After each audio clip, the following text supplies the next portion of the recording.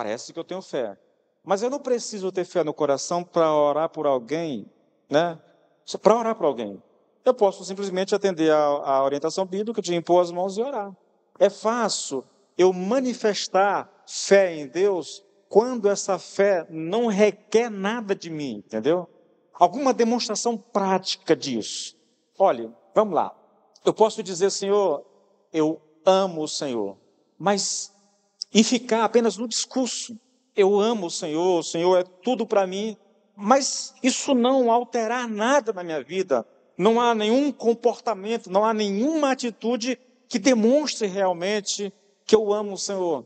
É por isso que você vai encontrar pessoas que dizem assim, Deus é tudo para mim, mas ela está vivendo uma vida de pecado. Ela não entendeu nada. E porque é muito fácil. E, irmãos, aqui com o microfone na mão, não há lugar mais perigoso para nós escondermos a nossa incredulidade do que aqui com o microfone na mão. Sabiam disso? Porque nós aprendemos um linguajar espiritual. Nós conhecemos essa coisa toda, esse linguajar, os chavões que são usados, entendeu? A gente conhece. Então é fácil vir para cá e impressionar vocês com essa linguagem espiritual.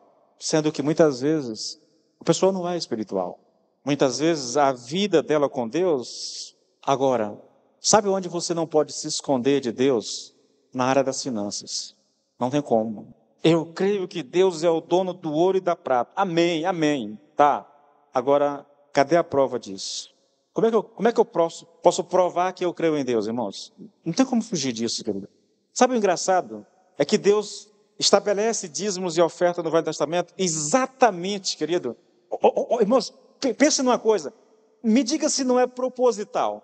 O dízimo no Velho Testamento, ele está atrelado ao culto a Deus. Se o povo de Israel deixa de trazer seus dízimos e suas ofertas, o que vai acontecer? O culto acaba. O culto deixa de existir. Por quê?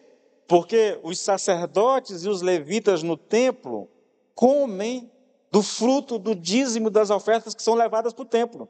Se não há dízimos e ofertas sendo levadas para o templo, não tem animal para o sacrifício, portanto não tem o culto, e não tem o sustento para o profeta, para o sacerdote e para o levita. O que eles fazem? Eles vão ter que largar o templo e cuidar da sua vida para sustentar a família. Pense nisso, querido. Deus atrelou dízimos e oferta à manutenção do culto em Israel. Você quer prova de que a nação realmente está vivendo para Deus, está manifestando a sua fé em Deus? É os cultos. É lógico. Você pode levar suas ofertas e o seu dízimo sem ter nada, sem ter fé no coração. Mas, querido, não tem como você desvincular uma coisa da outra. Em Neemias, quando Neemias reestrutura os muros, levanta os muros e estabelece o culto, e ele deixa a cidade e volta para perto do rei, ele fica lá, acho que 2 anos com o rei, 3 anos, eu não sei, 12 anos, eu não sei. Ele volta, quando ele volta, o culto acabou. Por quê?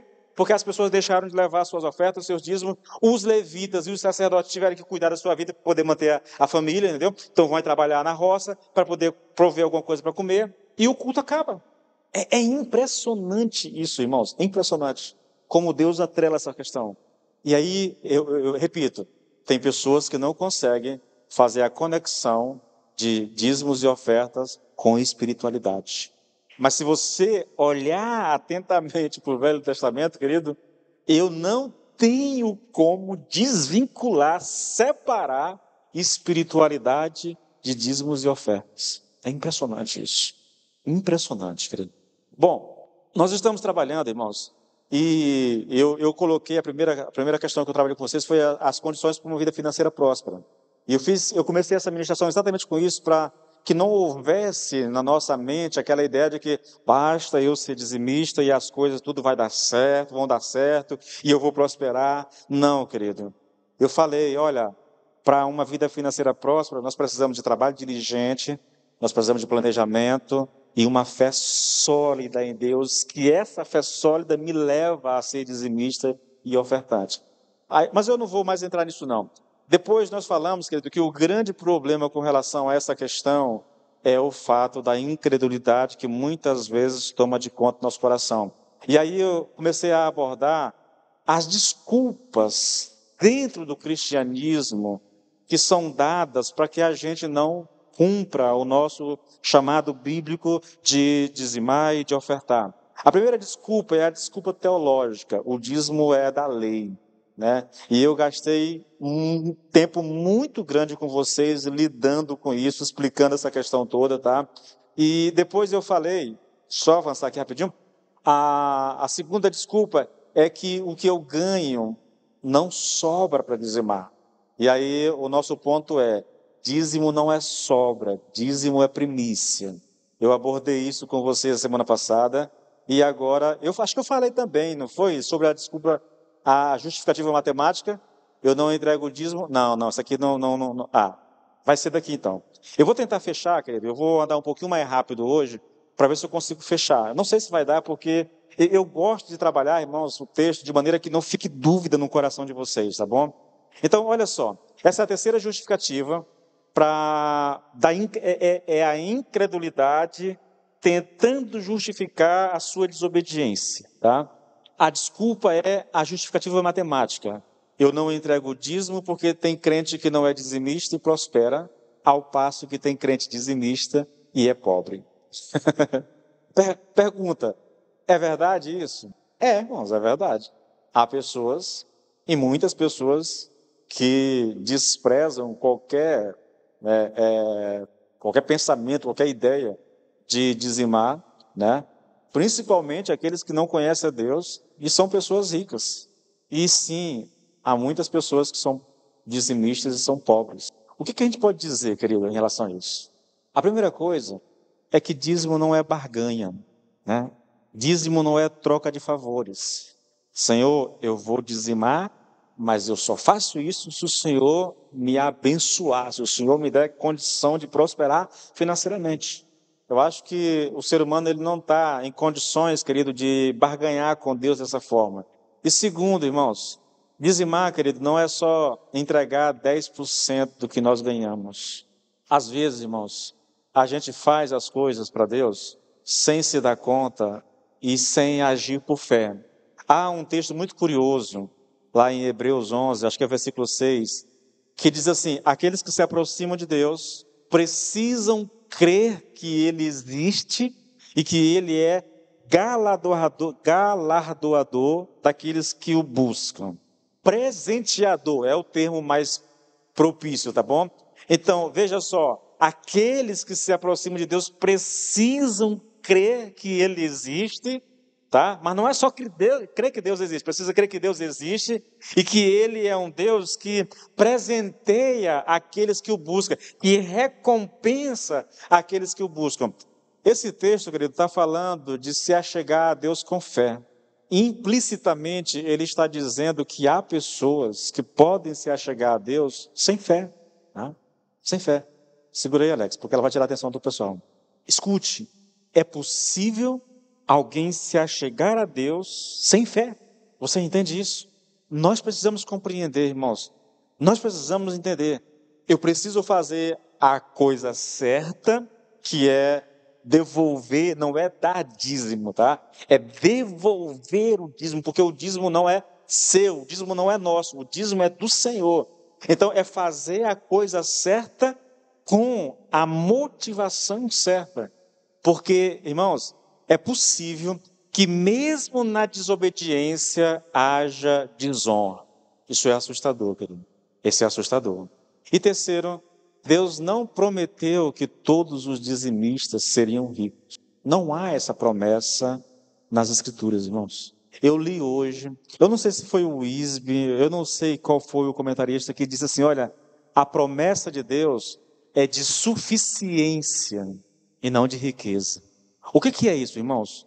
Suficiência é Deus não permitir que te falte o que você precisa. Tá? Essa é a grande promessa de Deus em relação a isso. Ele vai prover para você o que você precisa. Eu passei por 6 anos, querido, onde eu vivi da suficiência de Deus na minha vida. Ele não deixava faltar. Eu tinha o básico.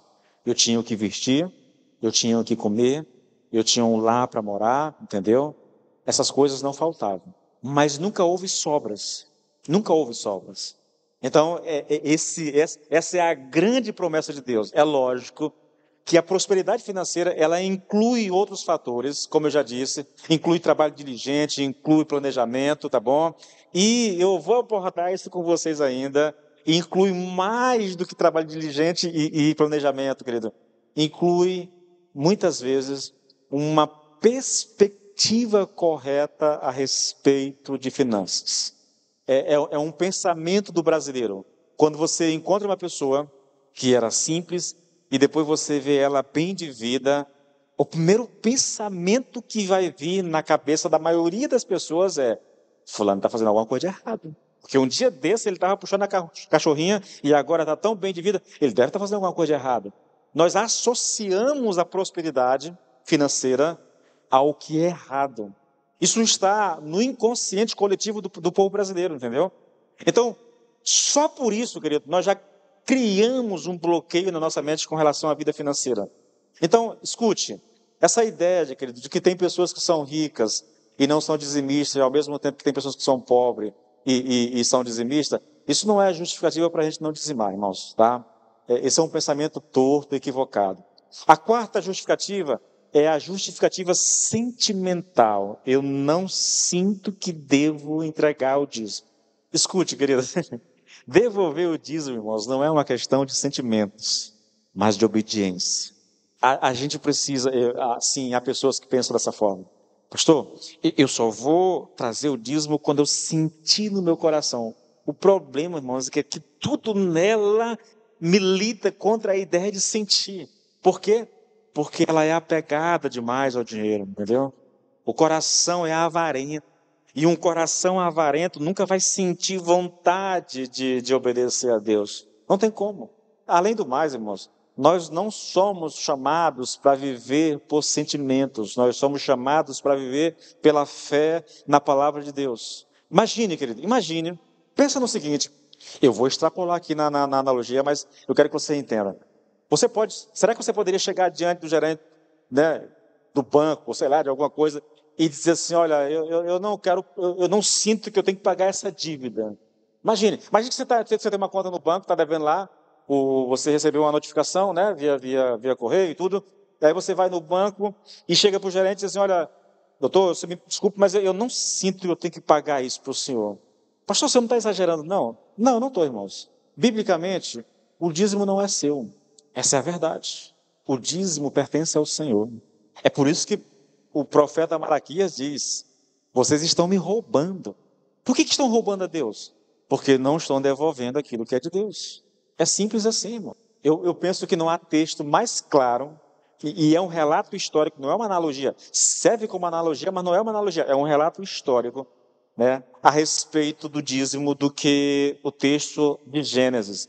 Não lembro aqui se é Gênesis, acho que é lá no finalzinho, Gênesis 50, 48, 49, não lembro aqui, quando a fome se agrava sobre o Egito e as pessoas não têm mais o que comer, elas vão lá, elas vendem os animais, elas vendem a terra, elas se vendem. Quando não tem mais animal, quando não tem mais dinheiro, quando não tem mais terra, quando não tem mais nada, eles se vendem.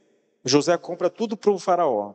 E José faz uma coisa para eles: bom, tudo agora pertence ao faraó. Até a vida de vocês pertence ao faraó.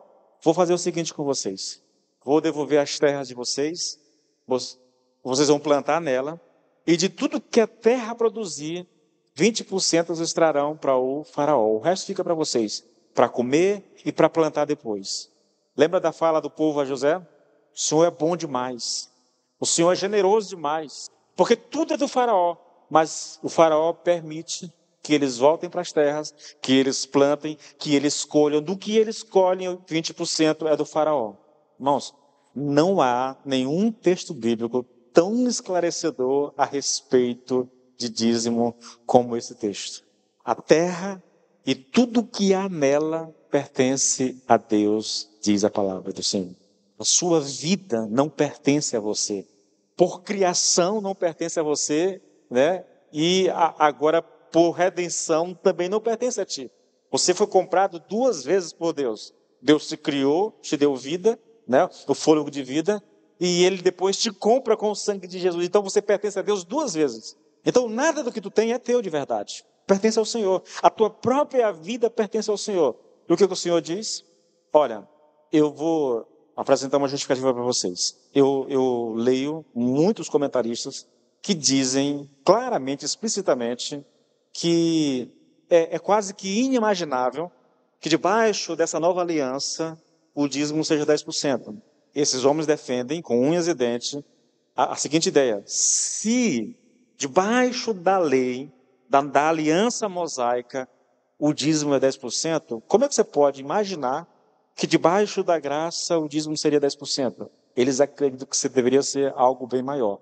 Homens incrédulos que comentam a Bíblia, crentes liberais que não creem em nada do sobrenatural, defendem coisas como essas, entende? É um pensamento muito comum entre os estudiosos. Tá, por que a gente mantém, querido, 10%? Porque o Novo Testamento não me dá um valor, não diz. Então a gente só mantém aquilo que estava no Velho Testamento para o Novo, entendeu? Sem alteração. Mas pense no seguinte: a tua vida pertence a Deus, o que você possui é de Deus, tudo é de Deus. O que Deus exige de você é que você devolva 10% a Ele. É só isso. E muitas vezes, querido, nós argumentamos, a gente vai para as Escrituras tentando achar algum texto que justifique a minha desobediência, a incredulidade no meu coração.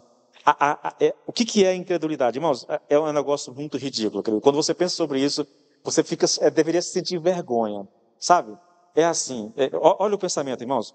Eu ganho um salário mínimo e a Bíblia diz que 10% é de Deus. Então, 10% de 1.300 é R$ 130. Eu sei que isso eu deveria devolver ao Senhor. Se eu não devolvo, eu estou tirando de Deus. O nome disso, de acordo com a lei, é apropriação indébita. Indevida. Não, tem um nome que dá para isso. Mas então vamos lá. Apropriação indevida. Mas tem outro nome que dá para isso. Apropriação indevida.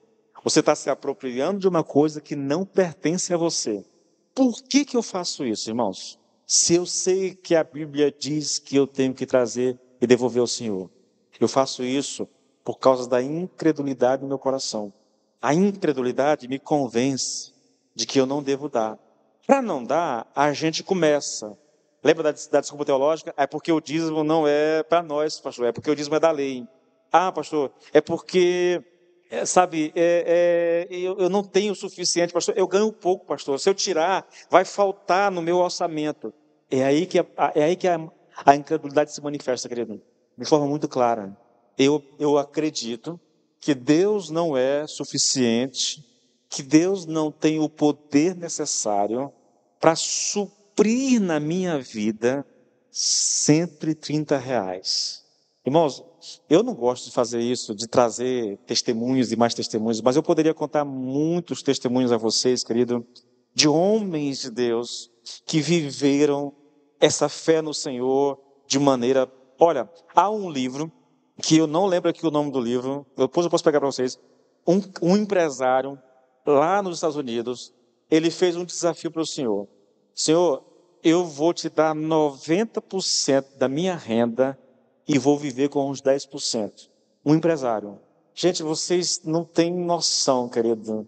Eu vou atrás desse livro porque é uma coisa impressionante o que Deus fez na vida daquele homem. Ele fez o inverso. Em vez de dar 10% e viver com os 90%, ele deu os 90% e foi viver com os 10%. E Deus abençoou esse homem de uma forma impressionante. Mas por quê, irmãos? Por quê, querido? Olha, eu sou muito, muito fã da teologia reformada. Gosto mesmo. Acredito que não haja teologia mais completa do que a reformada.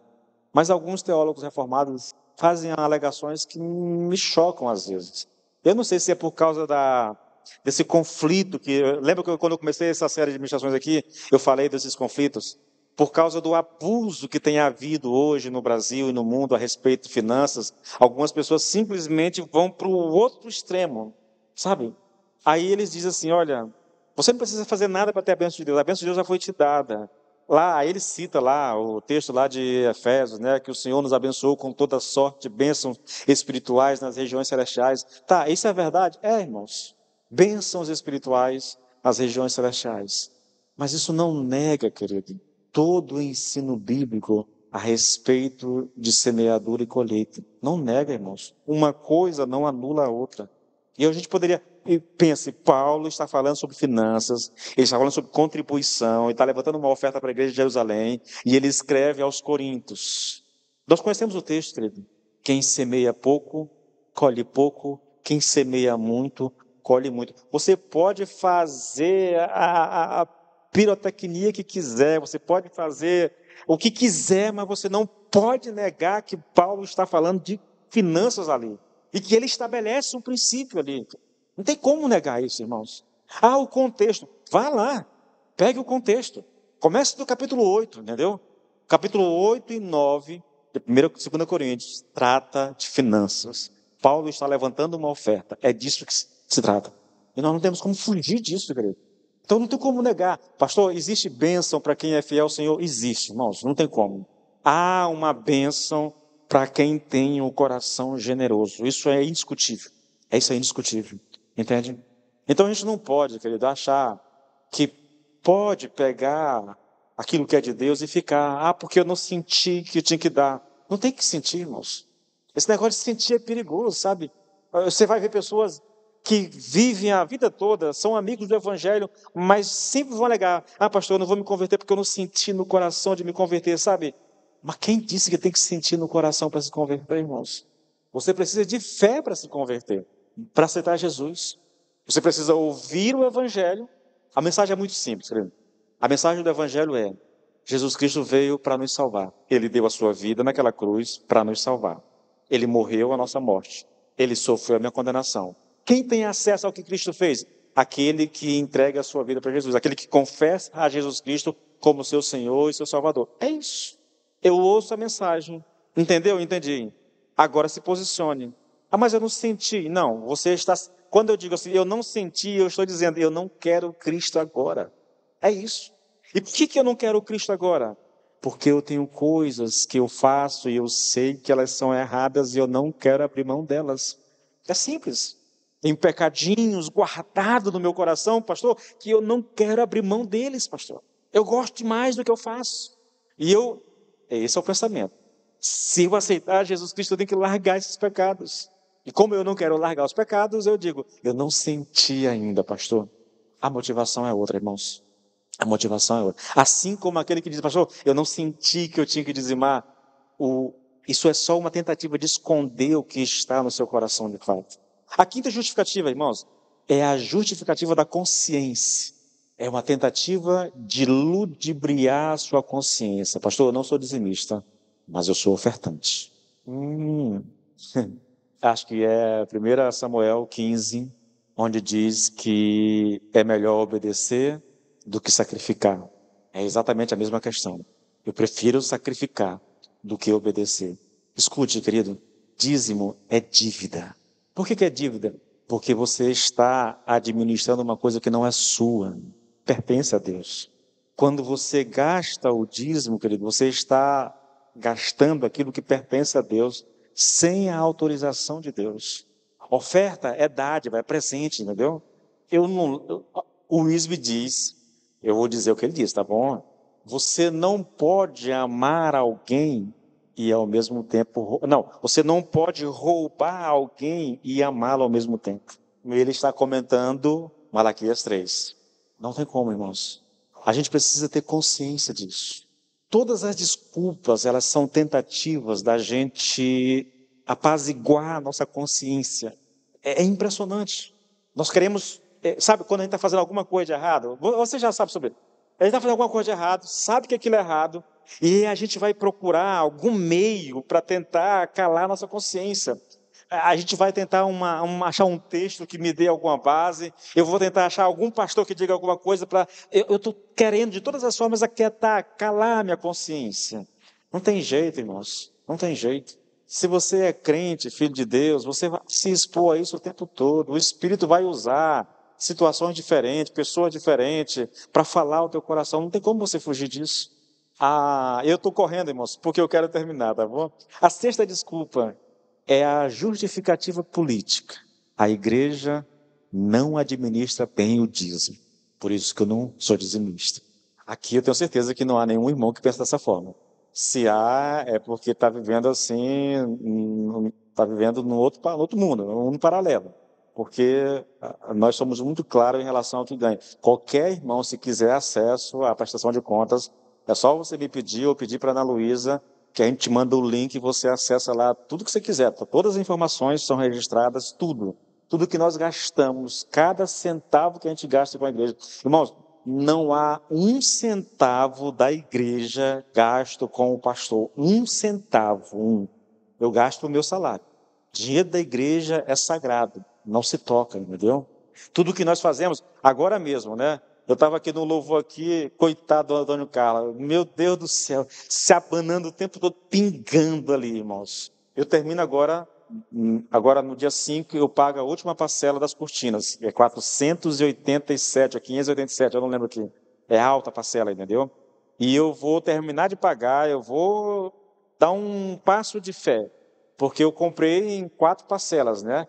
Mas aí eu vou ter que ir para 10 parcelas. Eu vou comprar uma outra central de ar-condicionado para colocar aqui, tá bom? E eu estava querendo colocar ali, mas acho que eu vou colocar aqui, né? Porque aí aqui pega melhor na gente. Porque aqui em cima é quente, irmãos, ó.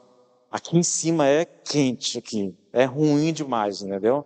Aí você tá... quando eu levanto dali, a blusa está toda molhada de suor, sabe? Toda molhada de suor, porque aqui em cima é muito quente.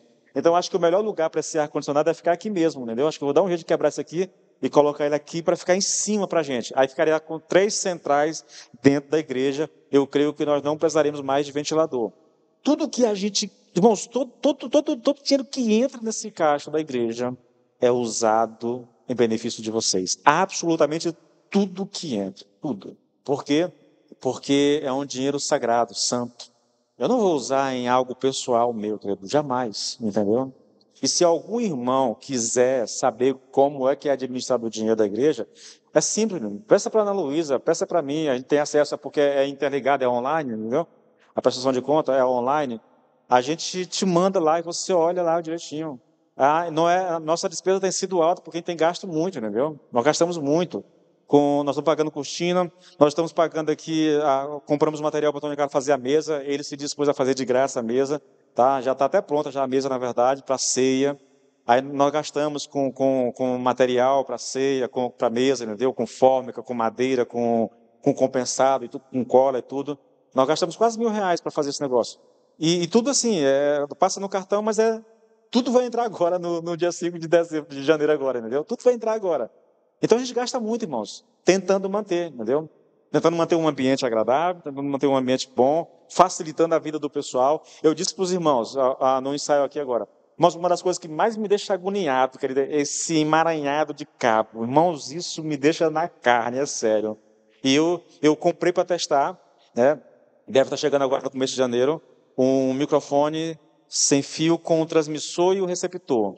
A promessa é eliminar cabo. Se funcionar como diz que funciona, lá na frente a gente vai fazer um investimento para a igreja, para teclado, para guitarra, para violão, para tirar os cabos daqui de cima, irmãos. Ajudar a Valéria e a gente, entendeu? Porque a promessa é que resolve mesmo tranquilamente a ideia de que você pode usar os instrumentos sem precisar. Você coloca um transmissor na guitarra, né, ou no violão, e um receptor lá na mesa. E você não precisa de cabo, entendeu? É um negócio, é uma mão na roda, é um negócio impressionante. Se tudo der certo, a gente vai providenciar para tirar essa coisa aqui de cabo, esse negócio aqui de cima. Irmãos, porque isso é chato, ó, é chato. E eu sou muito sistemático, eu tenho que mudar, na verdade, mas eu sou muito sistemático com esse negócio, eu não gosto das coisas bagunçadas demais. O ambiente fica carregado quando eu vejo esse negócio, né? Então a gente vai tentar tirar isso aqui. O que eu estou colocando para vocês? É que tudo o que a gente faz com o dinheiro da igreja, a gente faz pensando em melhorar o ambiente. Vocês percebem? Nós gastamos quase, na verdade, na prática, quase R$ 5.000 com cortinas. Mas você percebe a melhoria que aconteceu no som da igreja? Era insuportável o som da igreja, irmãos. Quando eu ia editar um vídeo, irmãos, aqui, porque eu estou gravando ali, tá, os vídeos estou vendo aqui, está no Instagram, no Facebook e no YouTube. Só que eu vou tirar isso amanhã, eu tiro isso aqui tudinho, vou editar o que está no meu computador para poder colocar um vídeo trabalhado, editado, melhorar um pouquinho no som, dar um reverb no som, aquela coisa toda, melhorar um pouquinho a imagem para ter uma transmissão de qualidade. Quando eu ia fazer isso, irmãos, no computador, aquele barulho, aquela reverberação da igreja, aquele negócio, e aí você usa uma ferramenta para limpar o ambiente, mas ela estraga a voz, entendeu? A voz fica cortando, na verdade. Meus irmãos, mas isso me deixava na carne. Depois que nós colocamos as cortinas, acabou esse problema. O som pode até ficar, entendeu? Sem precisar de tratamento, porque acabou aquela reverberação toda que tinha na igreja. O que eu tiro são os gritos, né? Alguma coisa que acontece, né? Aí eu tiro, na verdade, ali, para ficar uma transmissão de mais qualidade. O que nós queremos, querido, é melhorar o ambiente de culto, facilitar o culto para vocês, tá? É lógico, a gente ajuda a missões, é pouquinho, mas a gente ajuda a missões, né? E agora a igreja, com a Bianca e com a Ariana, estão mobilizando vocês para as cestas básicas, né? A gente pode melhorar tudo isso depois, querido. Com certeza, entendeu? Mas a minha preocupação maior é com o ambiente de culto. A ideia é que você se sinta à vontade para cultuar o Senhor. Que você se sinta tranquilo.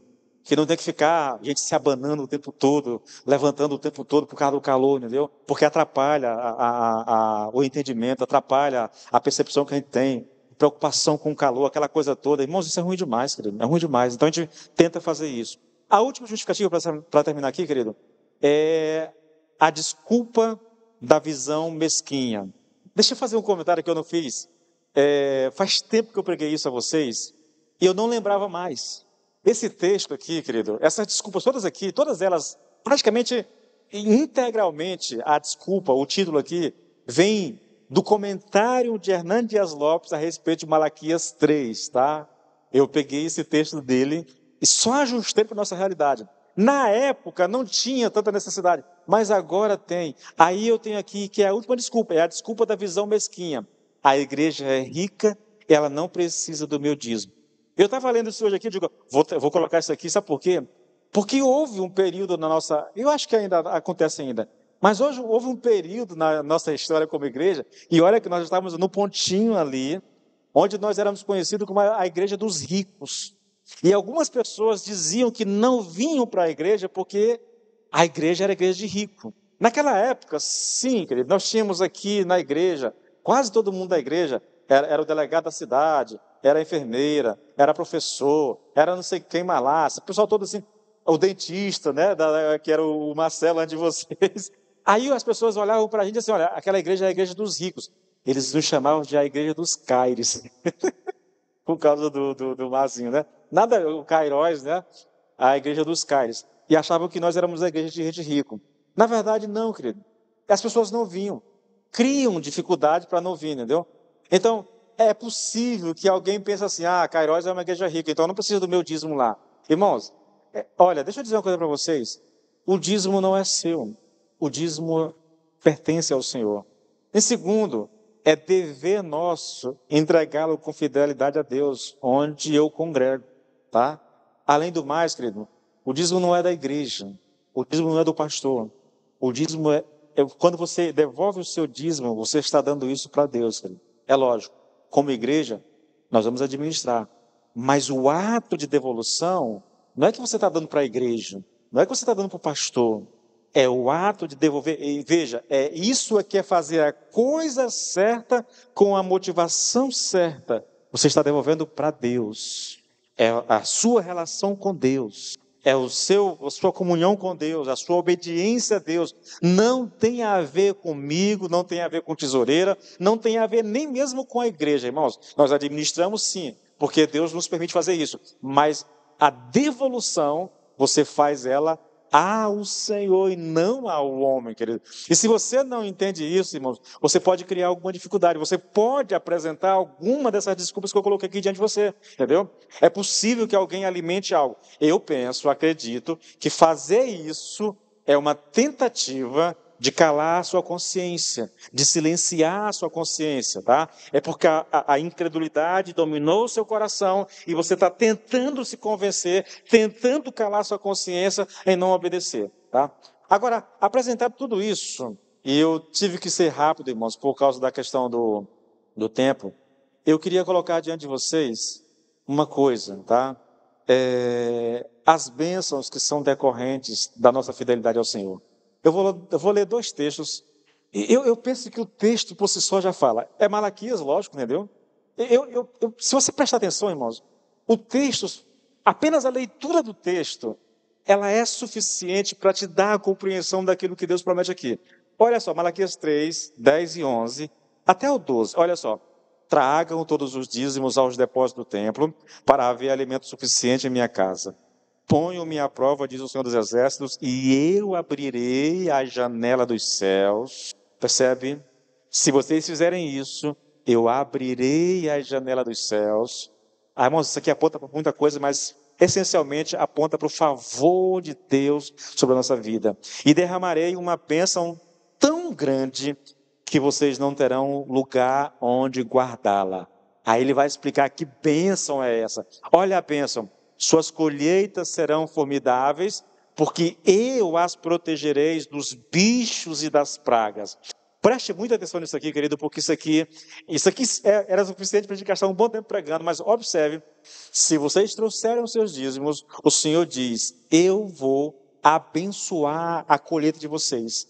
Eu vou proteger as plantações de vocês. Não vou permitir que os bichos e as pragas consumam aquilo que vocês plantaram. Lembre-se que nós estamos falando aqui para um povo, tá bom? Um povo que está acostumado, que planta, que colhe, entendeu? Não está pensando aqui no homem do século 21, com o seu trabalho em casa, essa coisa. Não, nada disso. Está pensando no homem da roça, no homem que planta, que colhe, entendeu? É nesse sentido. Olha só, as uvas não murcharão antes de amadurecer. O Senhor está dizendo assim, olha, plante, invista nisso, que eu garanto a colheita para vocês. Vai vir chuva no tempo certo, não vou permitir que as pragas consumam o trabalho de vocês, eu vou guardar isso para vocês, eu vou abençoar vocês. Podem investir, podem plantar, que a colheita eu garanto a vocês.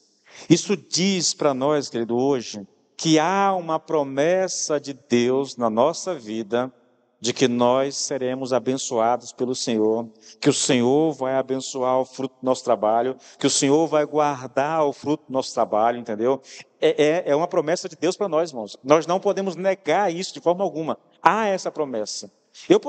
Aqui era bom os testemunhos, né? Mas não vou citar testemunho aqui, mas eu posso garantir a vocês que são muitos os testemunhos do que Deus faz na vida de alguém que pratica isso com consistência, querido. Porque eu vejo um erro muito grave, às vezes, no nosso meio. Nós fazemos isso por um determinado tempo, mas a gente vacila, tá? Aí a gente falha aqui, falha ali, depois a gente volta de novo.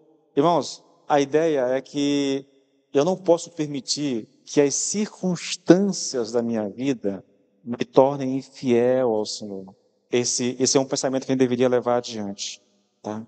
Então a promessa é muito clara. Você quer ver um texto mais claro ainda? Ageu, irmãos. Ageu 2. A partir do versículo 15. Olha só. Por isso aqui é uma mensagem de Deus ao profeta que está sendo transmitida ao povo. Por isso, tudo que vocês faziam dava errado. Lembra-se, aqui, o contexto de Ageu é que eles tinham começado a reconstruir o templo e tinham abandonado a reconstrução, tá? Aí Deus levanta o profeta e chama o povo a voltar à construção. E vocês lembram no capítulo 1 aqui, há umas ameaças do Senhor. O Senhor está dizendo assim, olha, vocês plantam e esperam colher muito, mas vão colher pouco. O que vocês colhem, quando vocês levam para casa, é como se vocês colocassem num saquetel furado, num bolso furado, né? Vocês acabam perdendo.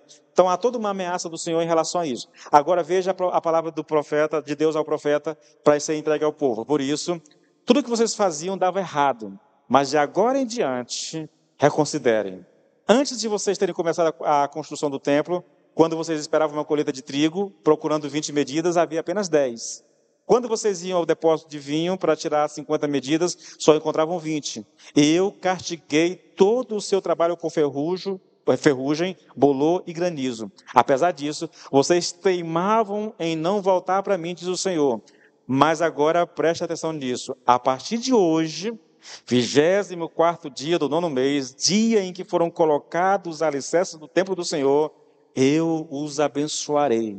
Agora que vocês colocaram a mão na massa, Agora que vocês me obedeceram, observe, grave o dia que eu estou falando com vocês, porque a partir de hoje, a minha bênção vai estar sobre vocês. Notem bem que eu estou lhes fazendo essa promessa antes mesmo de vocês começarem a levantar a estrutura do templo, antes de vocês de terem colhido os cereais os cereais e antes de as uvas, os figos, as romãs e as azeitonas surgirem. A partir de hoje, eu abençoarei vocês.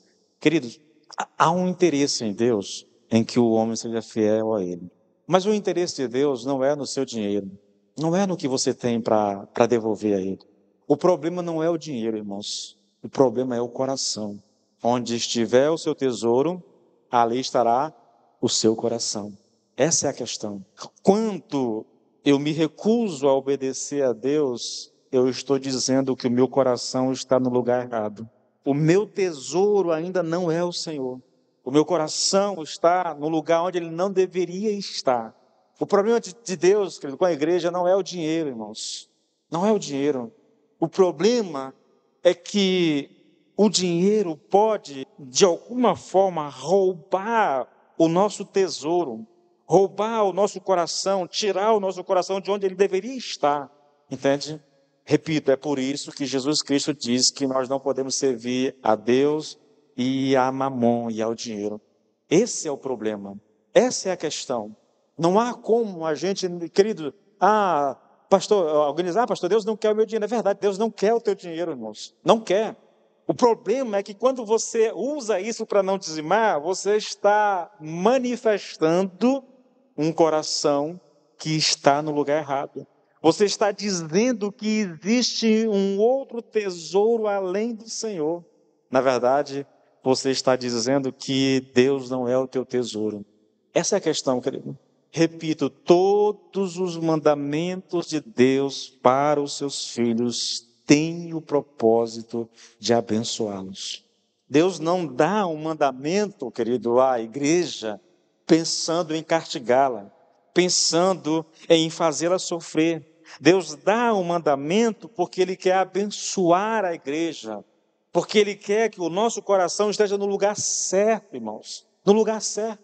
E a gente precisa entender isso, porque se a gente não entende isso, querido, a gente vai, a nossa percepção é uma percepção materialista, entendeu? É uma percepção terrena, é uma percepção, eu vou um pouco além, é uma percepção maligna da situação, entendeu?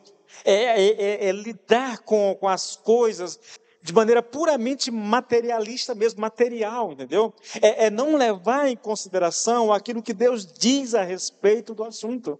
É não dar, querido, ao que diz a palavra a devida importância, irmãos. Essa é a questão. Eu estou colocando isso aqui diante de vocês, essas desculpas aqui, querido. Você pode, olha, irmãos, deixa eu repetir uma coisa para vocês. A igreja, de maneira geral, a igreja é uma igreja abençoadora. Eu poderia dizer a vocês, como já falei aqui, eu conheço muitas igrejas maiores do que nós, tem muito mais gente do que nós, mas que não desfruta, querido, da bênção do Senhor como nós desfrutamos aqui nessa questão de vida financeira. Eu não falo a vocês, querido, eu não estou apresentando isso a vocês porque eu esteja querendo tirar dinheiro de vocês, ou se você entender dessa forma, se você achar que eu estou falando por esse motivo, você está perdendo completamente a bênção, porque você está levando para um alto que não é para ser levado, querido. A igreja está bem, nós estamos vivendo uma realidade que poucas igrejas vivem, entendeu? Vocês podem observar os investimentos que nós temos feito na igreja, irmãos, investimentos pesados. Fizemos agora esse investimento olha, só a nossa, como é que chama isso aqui, meu Deus do céu, esse troço aqui, deu um branco aqui agora. O multicabo aqui, as cortinas, a mesa, oi? Pode falar, porque eu não lembro de tudo aqui. Mas a gente vem fazendo um investimento alto, irmãos, em relação à igreja, entendeu? A igreja não está ruim financeiramente. Eu não estou falando isso aqui para convencer você a ser dizimista, porque eu quero mais dinheiro no gasto da igreja. Se você pensar assim, querido, você vai perder a bênção, tenho certeza, vai perder a bênção. Pastor, por que você está ensinando isso? Porque eu acredito que a gente precisa, uma vez por ano, precisa tirar um tempo para estudar sobre esse assunto. Pastor, mas por quê, pastor? Irmãos, nós falamos demais de salvação. Vocês podem observar, pegue as mensagens minhas nas redes sociais, Romanos, Jonas, 2 Pedro, Romanos 6, 7. Pode pegar Gálatas, 1 João. Quase todas as nossas pregações são voltadas para a questão de salvação, irmãos. Nenhuma igreja prega tanto salvação como nós pregamos. Sério. Por quê? Porque esse é o principal assunto da Bíblia. É o mais importante. Porque uma mensagem de finanças como essa não te leva para o céu. Ela abre a tua concepção, a teu entendimento para a vida financeira, mas ela não te leva para o céu. Quando eu falo de Cristo e da necessidade de conhecer Cristo, de se arrepender, isso sim te levará para o céu.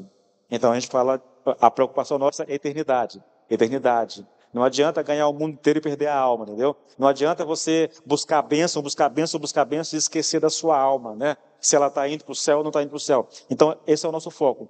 Mas a gente não pode, querido. Eu já disse a vocês, finanças é um assunto muito importante na Bíblia. Muito importante na Bíblia, querido. E eu preciso ter uma compreensão adequada a respeito disso. Como pretendo, a partir do ano que vem, gastar um tempo também, tirar um tempo, 2, 3 finais de semana, para falar sobre família, né? Começar a trabalhar. Nós temos um trabalho com casais, mas no trabalho de casais quase não trabalhamos família. Trabalhamos sempre direcionado para o casal.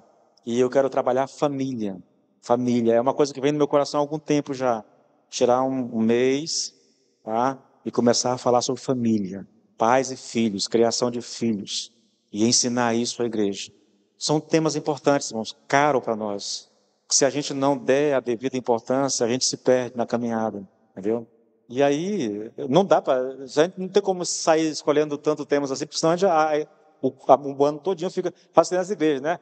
Esse é o mês da prosperidade, esse é o mês da família, aquele é o mês da cura, depois é o mês disso, e aí você prega o ano todinho e não fala da essência do evangelho, que é a salvação. Não tem como, irmãos.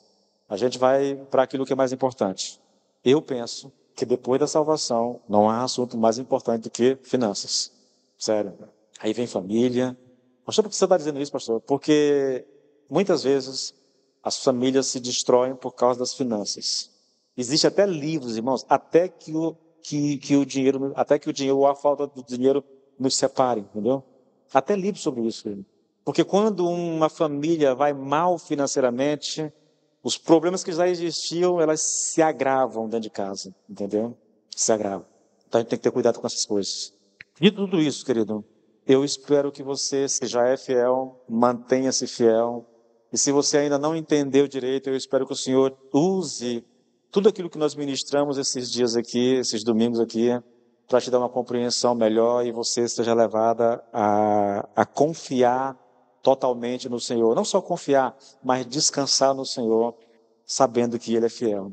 Ele é tão fiel nisso que Ele diz à igreja para prová-lo nessa questão. Prove-me se eu não vou abrir a janela do céu sobre vocês e abençoá-los. Se coloque de pé, por favor, querido, tá bom? Nós vamos encerrar o nosso momento nessa noite. Eu já vou pegar a estrada já para a Imperatriz, tá? Então eu queria que nós orássemos encerrando esse tempo. Senhor, nós te louvamos e te bendizemos. Nós damos graças ao Senhor, porque o Senhor é bom, porque o Senhor tem nos sustentado, porque nós temos visto a tua provisão sobre as nossas vidas, Pai.